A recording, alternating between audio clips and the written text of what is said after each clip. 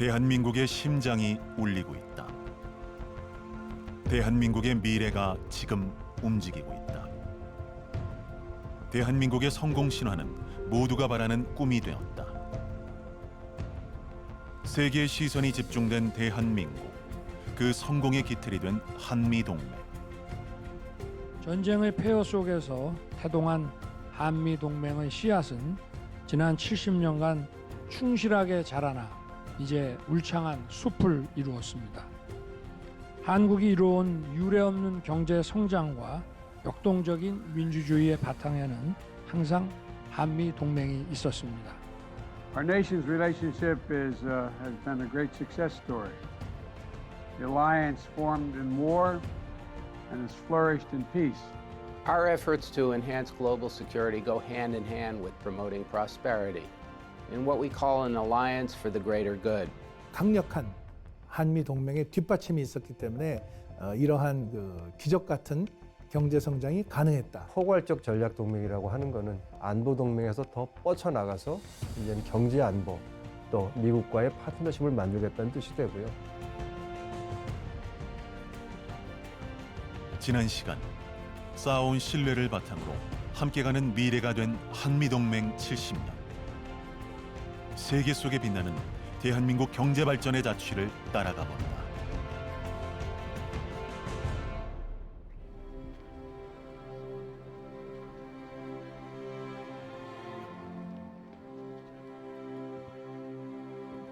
지난 4월 8일 뉴욕 한인교회에서 뜻깊은 추모식이 거행됐다.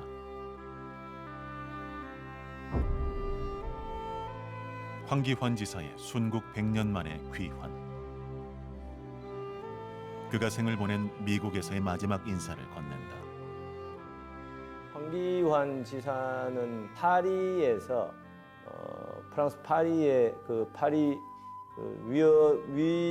위원회가 있었는데 외국어가 그 당시 아주 뛰어났기 때문에 한국 독립을 위해서 큰 활약을 했고 또 1차 세계대전 때 미군의 자격으로 1차 세계대전에 참전을 한 분입니다.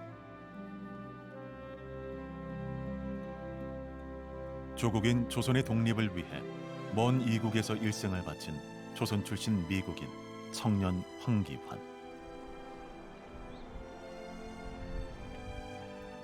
그가 쓸쓸히 생을 마감하기까지 한시도 잊지 못했을 고국으로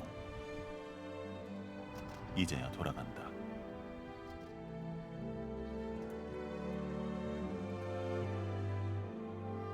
백년도 더 전에 조선에서 미국으로 그리고 지금 다시 독립된 조국으로 귀환하며 그의 긴 여정이 끝난다. 그러니까 이분은 우리 항일 독립지사일 뿐만 아니라 한미 동맹에도 상당히 상징적인 그런 분이다.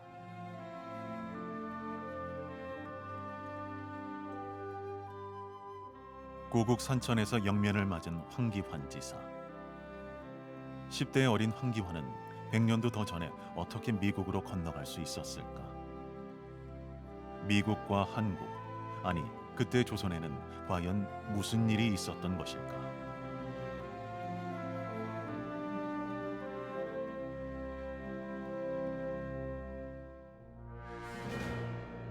통상을 위해 조선을 찾았던 제너럴 셔먼호가 격침되자 이에 항의해 개항을 요구해온 미국.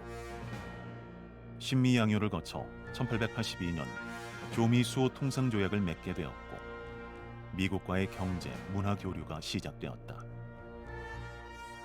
당시에 조선이 이제 주변 정세를 보았을 때 청이나 일본이 이제 유럽에 있는 열강들과 어떤 불평등한 조약들을 맺는 광경들을 보았기 때문에 좀 더 공평한 행위자로서의 미국을 인식하고 있었고 일본 이외의 서양과 맺은 최초의 조약이 바로 미국과의 조약이라고 볼 수 있습니다.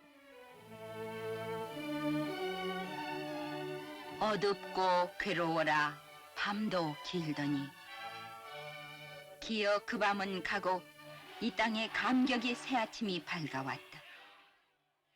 1945년 8월 15일 제2차 세계대전이 종료되고 광복을 맞으며 대한민국이 탄생했다.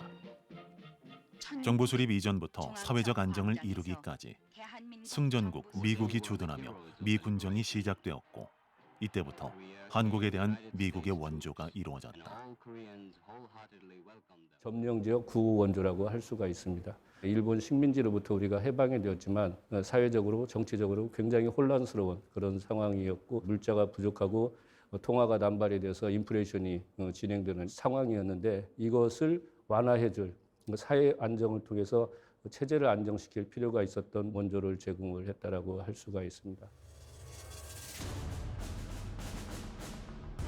광복 이후 한반도는 미국과 소련이 임시 통치를 하게 되면서 남북한 간의 갈등이 깊어져갔고 1950년 6월 25일 북한의 군사 도발로 전쟁이 발발했다. 미국의 어떤 이 극동 지역에서의 전략 개념이 만들어지고 어쩌면 또 에치슨 라인도 그렇게 만들어졌다고 봐야죠. 그러나 북한이 한국을 남침한 이후에는 트루만 대통령의 판단이 한국에서부터 소련의 남침을 저지하지 않으면 안 되겠다라고 하는 판단을 했을 것이고 그래서 참전을 했을 것입니다.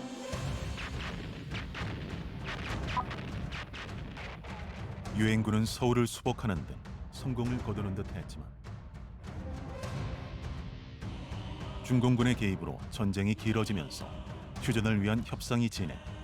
1953년 7월 27일 정전협정을 맺으며 전쟁이 종식되었다.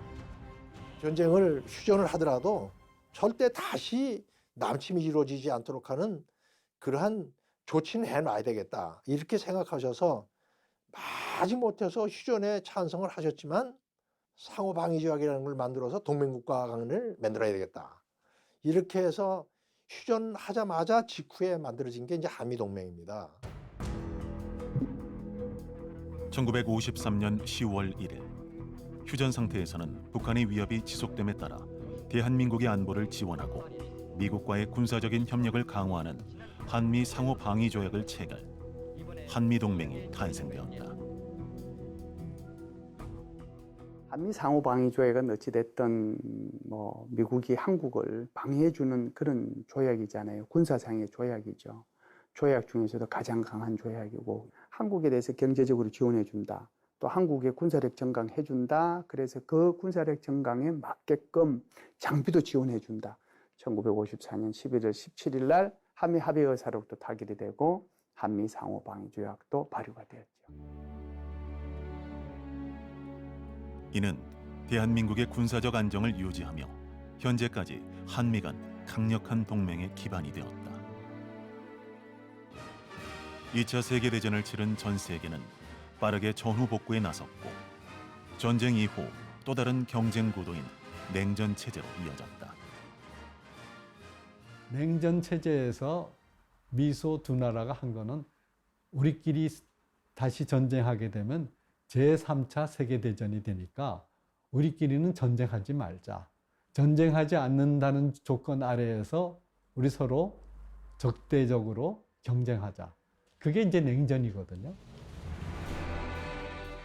전쟁이 휩쓸고 지나간 당시의 전쟁 후 아무것도 남지 않은 폐허 위에서 국가 재건을 위해 우리가 기댈 수 있는 건 원조뿐이었다. 미국이 우리한테 사실 그 6.25 전쟁서부터 시작해서 이제 많은 지원해줬죠. 그 제가 어렸을 때 기억하기에는 그 PL 480이라고 그래서 그 밀가루, 옥수수, 뭐 분유가루도 뭐 주고 그랬어요. 그런 기억이 있는데 그런 원조도 해줬을 뿐 아니라 이제 세계은행을 통해서 또 미국의 그 유솜이라는 또 USAID, 뭐 유솜 이런 그 단체를 통해서 그 많은 원조를 해줬습니다. 1950년대를 돌이켜 봤을 때 우리나라의 경우에 있어서 우리나라 전체 세수보다 오히려 미국의 대외 원조가 더 많았던 시기도 있었습니다. 전쟁으로 인한 기반 시설의 파괴와 경제력 약화, 거기에 정치 사회적 혼란까지 야기된 현실에 한미 동맹을 기반으로 한 원조로 사회 경제적 안정을 이어갈 수 있었고, 이로 인해 우리는 국가 경제 발전이라는 새로운 도전에 눈을 뜰 수 있었다. 1950년대 산업화 기반이 전무했기 때문에 경공업 위주의 어떤 사회적인 안정에 초점을 두는 그러한 경제 성장 모델이었습니다. 60년대 초반에는 이제 무상 원조가 지속되다가 그 이후 한국이 산업화 정책을 펴면서 유상 원조, 차관 형태로 원조가 꾸준하게 이어졌고, 이러한 원조를 기반으로 한국 경제는 급속한 경제 성장을 이루고 산업화 국가로서 발돋움하게 되었습니다. 1956년에 한국 정부의 부흥부라고 하는 기관이 생기고 그 아래에 산업개발위원회가 생기면서 처음으로 이제 경제개발 계획을 수립을 하게 되죠. 1950년대는 경공업 위주의 발전 정책을 펴면서 경제개발 계획을 기반으로 산업화가 이루어지며 대한민국은 도약의 계기를 마련하게 되었다. 제1차 경제개발 계획 5개년 계획에서는 초기 계획에서는 수입대체 공업화에 근거해서 개발 전략을 채택을 했습니다. 그러다가 실제 경제개발 계획을 추진하는 과정에서 외환의 중요성이라든가 외환 부족 문제를 해결하기 위해서는 수출의 필요성, 수출이 굉장히 중요하다라고 하는 이러한 인식을 갖게 되었고, 경제개발 공업화 전략, 박정희 정부의 공업화 전략을 수입대체 공업화에서 수출주도 공업화 전략으로 바꾸기 시작을 했다라고 할 수가 있습니다. 300 산업인 제분, 제당, 섬유공업과 시멘트, 비료 등 소비재 산업이 급속히 성장했다. 하지만 야심차게 시작한 경제개발 계획은 때로는 난항을 겪기도 했다. 62년부터 시작된 계획 자체가 너무 의욕적이었어요. 그러니까 뭐 성장률 부분이라든가 국내 자본 축적 부분이라든가 그 다음에 주로 이제 중공업 관련 부분들의 건설 계획들이 있는데, 사실 이런 부분들은 차관이 안 들어오면 다 못하는 거거든요. 근데 그게 실질적으로 차관이 안 들어왔어요. 그러니까 불가피하게 이 계획을 좀 수정할 수밖에 없는 부분들이 있었습니다. 이에 차관이 들어오지 않은 상황에서 대외 자본을 유치하기 위해 박정희 정부는 베트남 파병과 소독의 광부와 간호사 파견을 단행했고, 이들의 외화 획득은 한국 경제 성장의 밑거름이 되었다. 이는 한국 경제가 고도 성장을 이루는 토대가 되었고, 박정희 정부는 1960년대 후반부터 1970년대 초반까지 국가개발개혁이라는 경제개발을 추진하며 산업화와 수출 성장을 촉진하였다.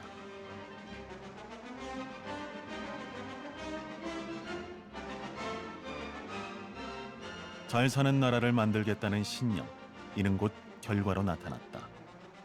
수출 촉진을 위한 외환을 확보하고 제조업의 경쟁력을 키워 1961년 1인당 국민소득이 84달러에서 1979년 1723달러로 거의 20배의 성장세를 기록했다. 이는 정부가 모험적으로 추진했던 수출주도 산업화 전략이 성공한 것이다. 60년대 중반 이후에 이제 굉장히 수출 주도형을 바뀌게 되면서 일단 규모의 경제를 이루게 되는 부분들이 있습니다. 두 번째는 이게 처음에는 경공업의 노동 집약적으로 갔다가 70년대 가면서는 노동 집약적 중공업으로 갔다가 그 이후에 가서는 굉장히 고부가가치 쪽으로 이렇게 변환을 이루어 나가거든요. 한국이 그 당시에 70년대에 그 산업 정책을 전환하고 수출 중심으로 간 것이 결국 오늘날의 한국을 만들었다고 보고 있습니다. 수출 주도 산업화 정책이 성공할 수 있었던 중심에는 한미 동맹이 있었다. 빠르게 해외 시장이 확대가 되었는데, 그때 미국이 경제적으로 시장 역할, 우리나라의 공산품을 많이 수요해주는 그와 같은 역할을 했습니다. 1980년대는 한국의 경제 성장이 급속도로 이루어진 시기로 섬유, 조선, 철강 산업의 해외 시장이 확대되며 수출이 크게 증가하는 한편, 기술 혁신을 통해 고부가가치 산업을 육성해 반도체, 자동차, 선박, 전자제품 등의 글로벌 시장 경쟁력이 높아지게 되었고, 대한민국은 한강의 기적으로 상징되는 성장 가도를 달리고 있었다. 대한민국에 대한 모든 사람들의 얘기가 한강의 기적이다. 사실 기적을 이룬 나라죠. 우리나라 국민들도 한강의 기적이라는 것을 자부심을 느끼고, 외국인들도 우리나라 발전을 한강의 기적이라고 얘기하고, 이 부분들이 한국의 발전한 역사의 상징이기도 하지 않습니까? 한강의 기적으로 우리 불리우는 한국 경제 성장은 우리 무역의 역사라고 할 수 있을 것 같습니다. 즉 한국의 수출이라는 것은 생산, 취업, 그리고 부가가치 창출을 통해서 경제 성장의 30% 이상을 기여하면서 우리의 경제를 선진화시키고 있습니다. 그전에는 우리가 사실 경제 발전을 국가 권력이 주로 선도를 하고 그다음에 기업들이 따라가고 그러면서 우리 경제가 성장을 했거든요. 초기 단계에서. 수출 증가와 고용 창출로 급격한 성장세를 보이며 양적 팽창했던 70년대와 기술과 교육의 확대로 고부가가치 산업으로 경제 구조가 변화되면서 높은 경제 성장률을 기록했던 80년대. 끝없이 성장하던 경제는 한순간에 위기를 맞게 된다.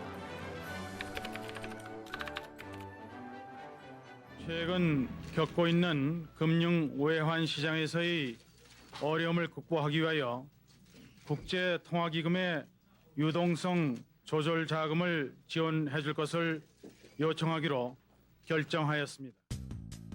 1997년 아시아 지역을 중심으로 발생한 외환 유동성 위기를 한국도 피해갈 수 없었다. 당시 나라 빚이 1,500억 달러가 넘었지만 보유한 외환은 40억 달러도 되지 않아 결국 국가 부도 사태를 맞은 것이다. 31개 대기업 중에서 16개가 사라졌습니다. 사라졌어요. 그러니까 중진국 함정을 벗어나는데 그렇게 고통스러운 비용을 치른 것이죠. 기업의 긴축 재정과 구조 조정으로 실업률이 치솟으며 국민들까지 고통을 받아야 했다. 이러한 사상 초유의 국가 부도 사태, 그 원인은 무엇이었을까? 1990년대 중반에 우리나라가 일견 과대평가된 측면이 있었죠. 우리나라 기업들이 과거에 해왔던 부채를 통한 성장, 여기서 벗어나지를 못하고 계속 과도한 부채에 의한 성장을 계속을 하다 보니까 그것이 더 이상 지탱할 수 없는 그런 상황에서 대외적인 환경이 나빠지게 되니까 급속하게 몰락한 겁니다. 국가 부도 사태를 극복하기 위해 결국 IMF 국제통화기금에 손을 내밀게 되었다. IMF에다가 200억 달러의 지원을 요청했었고, 결국 이제 그 200억 달러를 지원했을 때 IMF가 지원하면 바로 주는 것은 아닙니다. 그럴 때도 역시 한미동맹의 진가가 발휘된 것이죠. IMF의 최대 주주가 미국입니다. 그래서 미국이 IMF의 다른 이사국을 다 이제 움직여서 한국에 대한 200억 달러의 지원이 신속하게 이루어지도록 한데도 역시 한미동맹이 역할을 한 것이다. 이렇게 평가를 하고 싶습니다. 이후 외국 자본 유입 등 정부의 발빠른 위기 관리와 기업들의 뼈를 깎는 구조 조정, 그리고 온 국민이 나라를 걱정하는 마음에 장롱 속 금반지까지 꺼내놓으며 한마음으로 단합한 결과 IMF 구제금융을 조기 상환하며 졸업할 수 있었다. 완전히 이제 폐쇄된 회사도 있고 아니면 인수합병된 곳도 있습니다.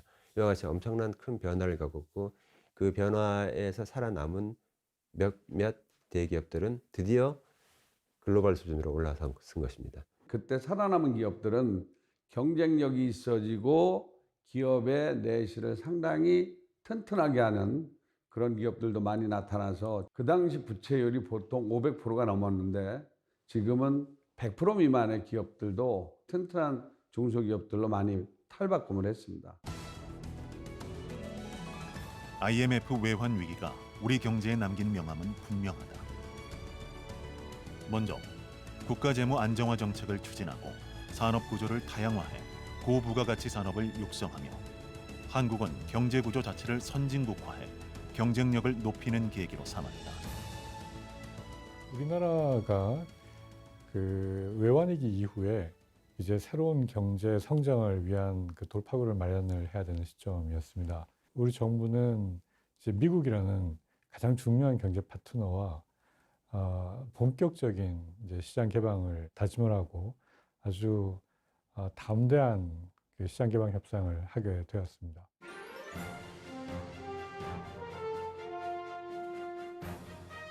바로 한미 FTA 협상의 포문을 연 것이다.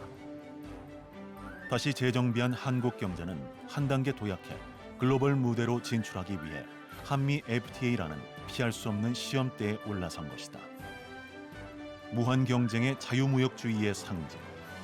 거대한 자본과 시장을 가진 미국과의 협상은 결코 녹록치 않았다.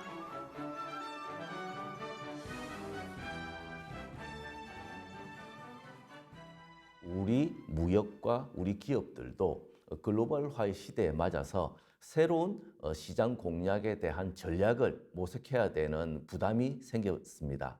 이에 따라서 한국 기업들은 주요국에 대한 어떤 생산 기지 확보를 통해서 현지 시장에서 현지화를 통해서 공략하는 그러한 전략을 마련하게 되었고, 우리 정부도 자유무역 협정, 즉 FTA 협정 체계를 통해서 주요국과의 경제 협력을 도모하는 통상 정책을 폈습니다. 트럼프 정부가 출범하면서 대한국 무역 적자를 이유로 한미 FTA 재협상을 요구할 만큼 우리는 FTA를 통해 시장 경쟁력을 높이는 계기로 만들어 미국의 주요 교역 대상으로 부상, 동등한 경제 협력 관계로 발전하게 되었다. 우리나라는 내수 시장은 작지만 뭐 산업 분야에 있어서의 경쟁력도 있고 기술력도 갖고 있기 때문에 이 기술력과 산업 경쟁력을 바탕으로 이제 수출을 하는 소규모 대외 개방형 국가라고 할 수 있습니다. 미국은 사실 이 중에서도 우리가 굉장히 중요한 시장일 수밖에 없는 게 2012년도 우리가 한미 FTA를 체결한 이후에 양국 간의 그 교역률이 약 70% 정도 성장을 했다고 합니다. 한국과 미국이 맺은 자유무역 협정은 여러 가지 협정들 중에서도 가장 글로벌 스탠다드에 맞는 모범적인 협정입니다. 그것은 양쪽의 이익이 되는 윈윈 파트너십을 만들 수 있는 그런 자유무역 협정입니다. 양국 동맹이 그동안의 군사 정치적인 동맹뿐만 아니라 경제, 교역의 측면까지 아우르는 실질적인 동반자로서의 어떤 관계가 더욱더 공고해지는 그런 계기가 마련되었고, 이를 통해 한국과 미국은 2000년대 이후에 꾸준하게 양자 간의 협업 모델을 통해서 성장하게 되는 계기가 마련되었습니다. 한미 FTA 체결로 양국 간의 긴밀한 통상 협력 관계가 만들어지면서 대한민국은 지난해 수출 규모가 6천억 달러를 넘어서 1964년 1억 불 달성 60년 만에 6,000배 이상 증가하며 세계 무역 규모 7위, 수출 규모 6위, 글로벌 무대의 주역으로 등장하며 미국의 당당한 파트너로 나서고 있다.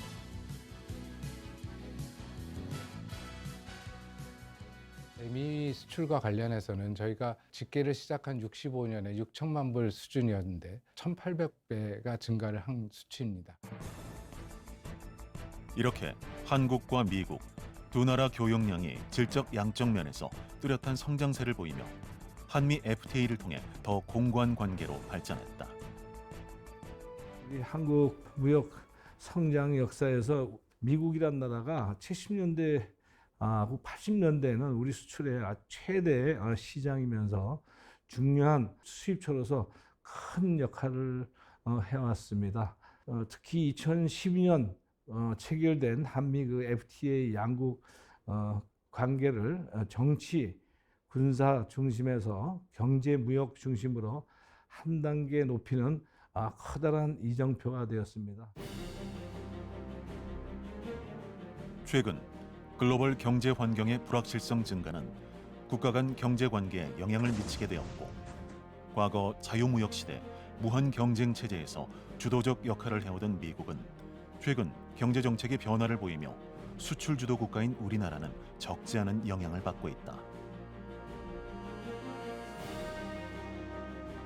미국의 경제정책 변화의 원인은 무엇일까? 기존의 미국은 그 무역 자유화 확대를 사실 주도하면서 세계 경제 성장과 이제 평화를 수호하는 일종의 그 빅브라더, 그러니까 큰 형과 같은 역할을 수행했다면 이제는 그동안 이제 미국의 시장 문만 크게 활짝 열어줬더니 뭐 중국과 같은 국가 주도형 국가들이 뭐 보조금 아니면 뭐 기술 탈취 이런 그 불공정 무역 행위를 통해서 세계 대국 경제 대국으로 부상을 했다는 거죠. 미국은 일자리가 위협받는 등 사회 불안 요소가 증가하면서 자국 보호주의 정책 기조가 형성되었고, 이는 최근의 통상 정책에 고스란히 반영되고 있다. Whether it's the semiconductors that power our most advanced technological development, the batteries that run our electric vehicles, and the rare minerals that make them up, or the vaccines and masks that were so essential during the COVID-19 pandemic, all of these things are vulnerable to shocks to the global system. Whether it's war like the war of Russian aggression in Ukraine, climate change, or natural disasters, the world needs supply chains that are diverse and resilient so that all countries have the ability to prosper even in the toughest of times. 공급망 확보. 바이든 행정부의 경제 정책 방향은 분명했다. 2022년 5월 20일 바이든 대통령의 아시아 순방 첫 일정으로 삼성 반도체 평택 캠퍼스를 방문했는데 이는 매우 상징적이며 이례적이었다. Working with close partners who do share our values, like the Republic of Korea, to secure more of what we need from our allies and partners and bolster our supply chain resilience. That's why our strategy is to build around strengthening our ties and cooperation across the board. 과거 같으면 DMZ부터 갔겠죠. 오자마자 평택에 삼성전자 갔지 않습니까? 반도체 때문에. 그리고 현대차를 만났습니다. SK도 갔습니다. 전부 배터리입니다. 그래서 이런 미국의 어떤 그 정책 방향이 고스란히 나타나고 있습니다. 바로 기술과 안보를 지킬 수 있는 안전한 공급망 확충을 위해 경제 동맹 구축에 나선 것이다. 그 일환으로 미국의 주도하에 인도태평양 지역의 인프라 확충 전략으로 경제 통상은 물론 외교 안보적 비전을 공유하는 인도태평양 경제 프레임워크, 즉 IPEF가 출범했다.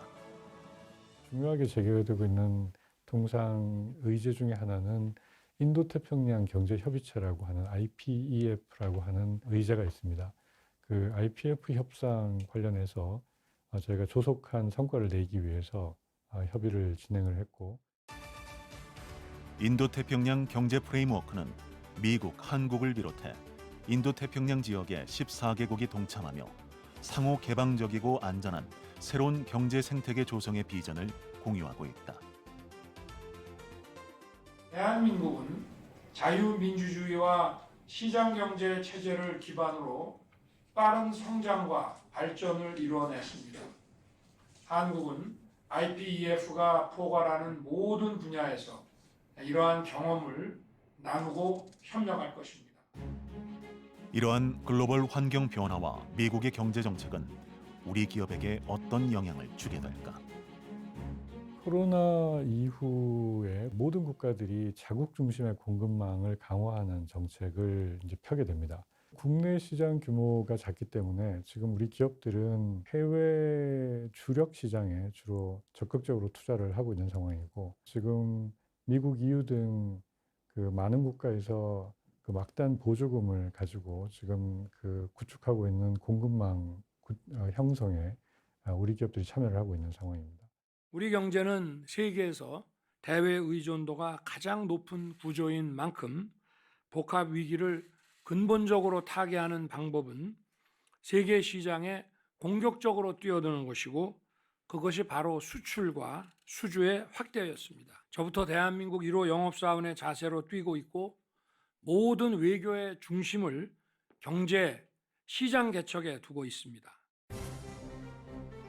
무한 경쟁을 벌이는 기업들의 또 다른 선택. 미국이라는 거대한 시장 확보를 위해 현지에 직접 공장을 짓고 투자하는 공격적 경쟁에 나선 것이다. 첨단 기술과 시장 경쟁력을 가진 한국 기업은 다양한 분야로 진출하며 시장을 넓히고 있다. Last year, Korean and U.S. firms committed tens of billions of dollars to joint ventures and investments in areas critical to the global economy, like semiconductors, solar cells, and high-capacity batteries. This extensive bilateral trade and investment benefits both Koreans and Americans.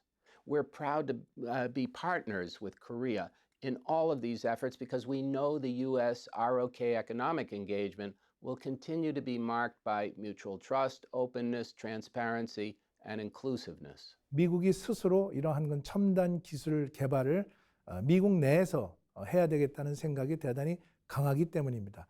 근데 우리로서는 미국에 투자를 해서 거기서 좋은 첨단 기술 제품을 만들어서 그 시장에서 우리가 그 좋은 물건들을 판매하고 또 달러를 벌어들여서 그것을 다시 기업의 투자로 이어지는 이런 선순환의 경제를 만들기 위해서 대단히 중요한 거죠. 한국 기업의 진출에 미국이 지대한 관심을 보이며 한국 기업 최초로 SK 실트론의 현지 공장에 조 바이든 대통령이 직접 방문을 한 것이다. 감격스러웠죠. 네. 반도체가 사실은 국가 안보하고 직결을 하는 핵심 전략 물자입니다. 바이든 대통령이 이제 오게 된 거는 이 SiC 웨이퍼가 제가 말씀드린 것처럼 주로 전기차에도 쓰이지만 그 반도체 칩, 전략 물자로도 쓰이는 중요한 그 핵심 소재거든요. 그러다 보니 이 기업의 중요성을 인식을 하고 오신 것 같고 또 두 번째는 중요한 생산 거점이라고 생각하고 방문을 하신 것 같아요. 네.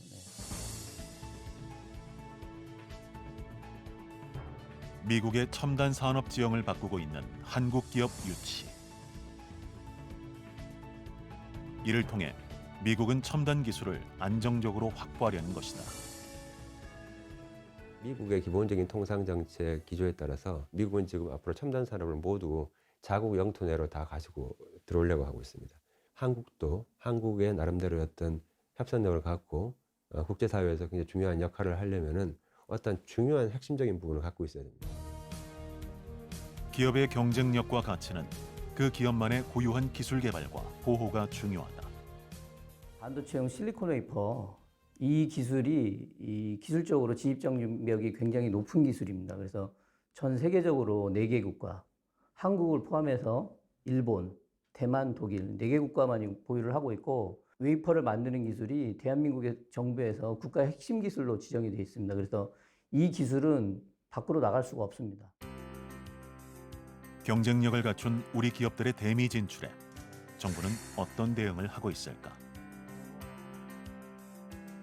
미국의 핵심 원천 기술과 한국의 첨단 제조 역량이 만나면 양국 모두에게 이익이 되는 큰 시너지를 낼 수 있을 것입니다. 양국이 명실상부한 첨단 기술 동맹임을 재확인하고 기업인들께서도 새롭고 혁신적인 비즈니스 기회를 창출할 수 있기를 기대합니다. 우리 정부로서는 그래서 이 세계 각지와의 공급망과 우리 이 무역의 네트워크를 안정적으로 관리할 수 있도록 그 협정이나 기타 정부 간의 협력체를 다양하게 구축할 예정입니다. 미국은 세계 최대 소비국이고 또 경제를 움직이는 중요한 중심축입니다. 현재로서는 대미 수출 확대를 위해서 첨단 분야의 협력을 좀 강화해 나가고 있고 그 일례로 반도체 분야는 텍사스 오스틴의 글로벌 파트너링과 관련된 사무소를 개소할 예정이고 또 자동차 본산인 디트로이트에서도 자동차 부품 파트너링 사업을 전개할 계획이 있습니다.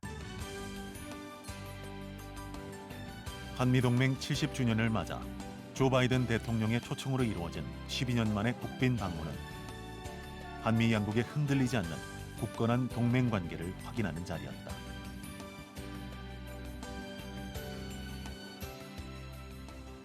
Our nation's relationship has been a great success story.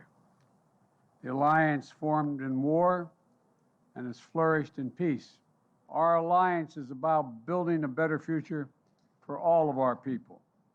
우리 양국은 자유와 민주주의라는 깊은 뿌리를 토대로 지난 70년간 도전과 위기를 함께 이겨나가며 강력하고 회복력 있으며 지속 가능한 가치 동맹을 일궈냈습니다. 우리는 한미 글로벌 포괄적 전략 동맹의 깊이와 외연을 더욱 확장하고 미래로 전진해 나갈 것입니다.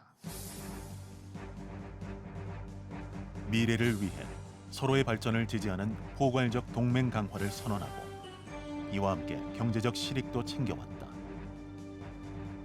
120여 명의 경제사절단과 동행하며 넷플릭스, 코닝 등 8개 기업 59억 불 투자 유치 성공과 50건의 MOU를 체결한 것으로 첨단 산업의 협력이 증가되며 한미 간 기술 동맹을 공고히 하는데 큰 역할을 하고 있다.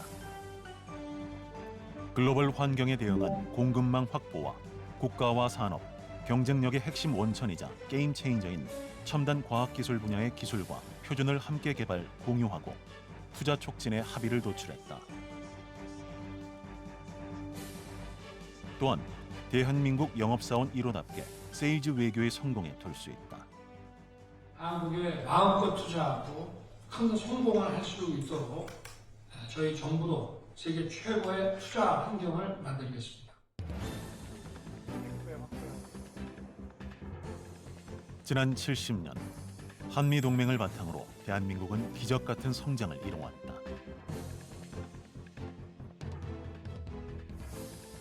이제 다변화하는 글로벌 환경에서 우리의 미래를 위한 선택은 한미 동맹을 바탕으로 더 큰 내일을 만들어가는 것이다. 한미 동맹은 세계의 자유와 평화, 번영을 위한 글로벌 동맹입니다.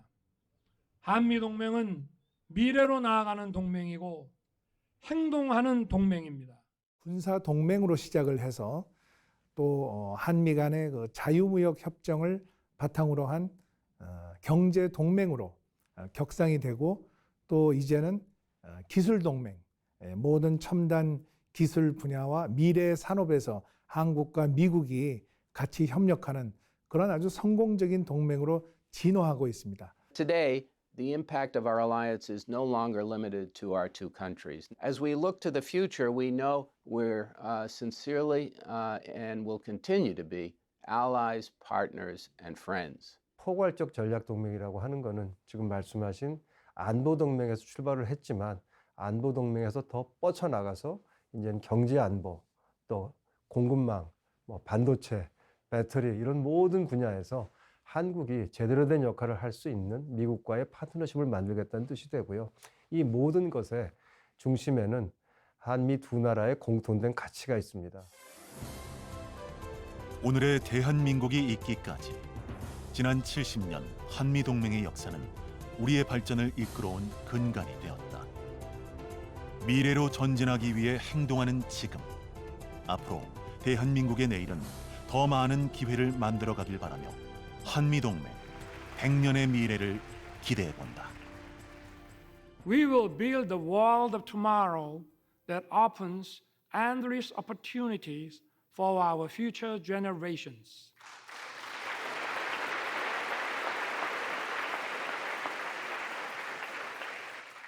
I look forward to everyone being on board for our new journey together.